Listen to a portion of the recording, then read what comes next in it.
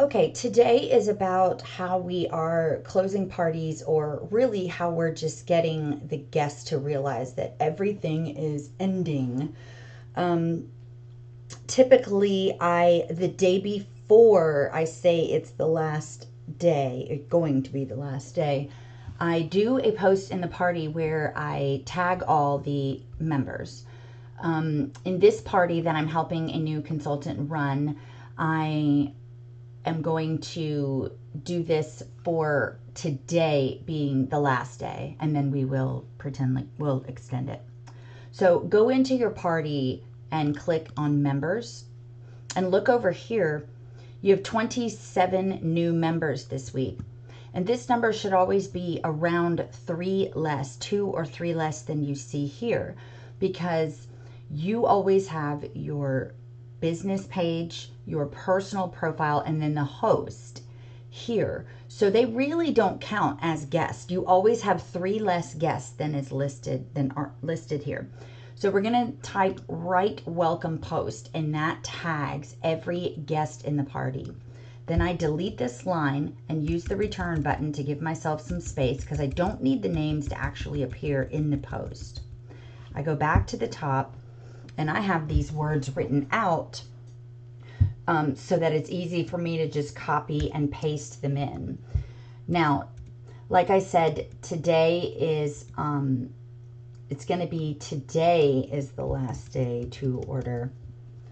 Now, what we'll do is we'll fill in. I always put the host name here,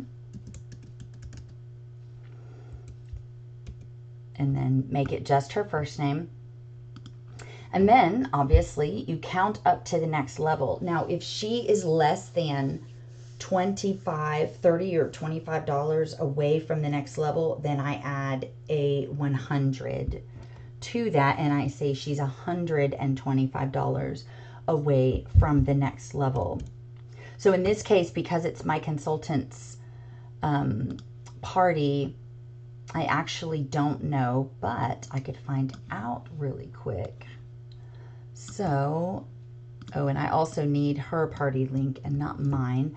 So always make sure to include the shopping link. And then I fill in her name. Just say a few words about, why they should host a party. Make it a little fun and easy to read. And then I'm going to go grab this dollar amount in a minute. Now, you can do 2 things. You can either find a really fun GIF over here and add that.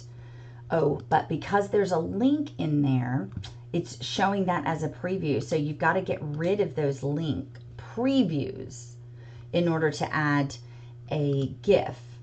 Or if you wanted to add a picture, that's going to overwrite the link. So I have a picture that I like to add. And it is in here. Let's see if I just recognize it really quick. Here we go. All right, so there's my picture. And I'm going to grab the dollar amount, and then I can find out where she is at, so that I can give a truthful thing about how close she is to the next level. So, all right, she is $49 away from the next level. That's a really nice number, because that's a very average order price. Let me italicize this and just do some things different. All right, and then what I'm going to do is schedule this to go out later today, because right now people are at work and they're busy. I usually schedule it for around 5 o'clock the host time, and that way it's in their feed by the time they get home from work and everything. So now everyone's going to get this message to say that that the party's closing. The other thing that I will do is, as the members are listed here, I'm going to go into each member. I'm going to hover And depending on, I don't ever know what the difference is, but sometimes you get the option to send the message straight from there. Sometimes you have to click these three dots. I'm going to have to go into their profile and send a message. And in this message, it's also one that I copy and paste and basically say, hi, Shirley, thank you so much for joining Edie's Pampered Chef Facebook party. Hope you had a great time. Just wanted you to know, if you plan to order, we will be closing soon, and if not, don't worry about it. Try to make it like really no pressure. And then I say, if you do need the shopping link, please let me know. I am no longer including the shopping link, because if you send that too many times over and over, even though you're changing the person's first name to whoever they are, the message is not different enough. And so then Facebook will stop you from sending more messages. So I would do that. I'm going to go and do that individually with each person in the party that has not ordered. So I'm going to have my consultant's corner pulled up. I'm going to have the cart, and so that I can see who has ordered. And then I will only send that message to the people who have not. Make your own words, make it brief, because people don't read. And doing those two things, tagging all of the guests and sending individual messages, will make a huge difference in wrapping up your parties and making sure that everybody's reached. The other thing is, ideally, you want your host posting a couple times, maybe this last day and an extra day, with the link, and have her personally reach out to some people too, hoping that she feels comfortable, and just giving those same thing you are. If you don't plan to order, that's fine. I just wanted to let you know so we don't close the party without you. And people appreciate that.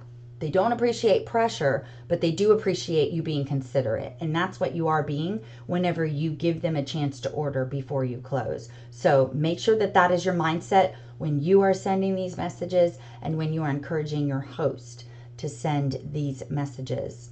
Now, what we are going to do is see how we have listed the date here. And I'm pretty much stopping all of that, because sometimes you just never know what's happening in a party.